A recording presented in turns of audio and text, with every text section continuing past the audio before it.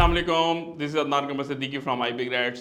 Fast की almost courses complete हो गए हैं, तैयारी चल रही है, पूरी जान लगाई हुई है, पूरी कोशिश है कि हम इस साल फास्ट में अपने पसंदीदा डिपार्टमेंट में एडमिशन ले लें। पसंदीदा डिपार्टमेंट की बात की जाए तो ज़्यादातर लोग सॉफ्टवेयर इंजीनियरिंग में और कंप्यूटर साइंस में जाना चाहते हैं। तो बहुत सारी दुआएं और बहुत सारा गुड लक उन तमाम स्टूडेंट्स को जो अगले 10 दिन के अंदर फास्ट का टेस्ट देने जा रहे हैं। अब इस 10 दिन में आप क्या कर सकते हैं वो मेरी इस वीडियो में इंशाल्लाह आपको मिलेगा। पहली चीज़, फास्ट के टेस्ट पैटर्न आपने समझ लिया है। इसके टेस्ट पैटर्न की बुनियाद आपकी सक्सेस की बुनियाद होगी कि अगर आपने टेस्ट पैटर्न को समझा और उसी के मुताबिक आखिरी 10 दिनों में अपनी प्रैक्टिस की। इसीलिए IB ग्रेड्स में जो टेस्ट सीरीज़ है फास्ट की ग्रैंड टेस्ट हैं वो अभी आपके चल रहे हैं और उसमें लाजमी अपेयर हो।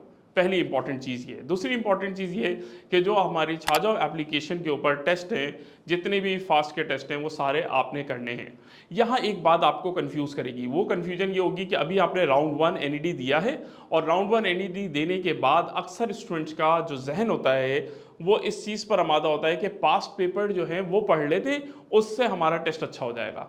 तो NED में इस तरह का पेपर बनता है कि पास्ट पेपर उसमें पीछे रिपीट हो जाते हैं।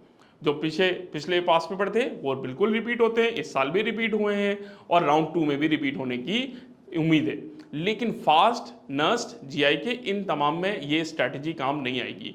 खुसूसन फास्ट के लिए अगर आप ये सोच रहे हैं कि कोई बुकलेट है या कोई ऐसे पास पेपर हैं सिर्फ हम उसको कर लें, बिल्कुल गलत।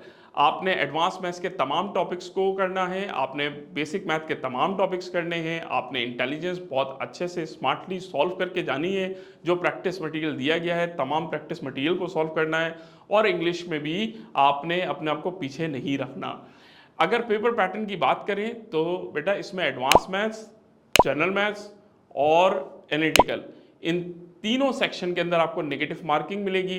तो बहुत ख्याल करना कि इसमें अगर कोई ऐसा सवाल है जो आपको बिल्कुल भी समझ नहीं आ रहा, आप उसको छोड़ दें, आपकी आफियत इसी में है, 0 ले लें, माइनस में ना जाए। एक गलत करने पे -0.25 होगा अगर आपने इन सेक्शन में गलती की। सिवाय इंग्लिश के तमाम सेक्शन में नेगेटिव मार्किंग है।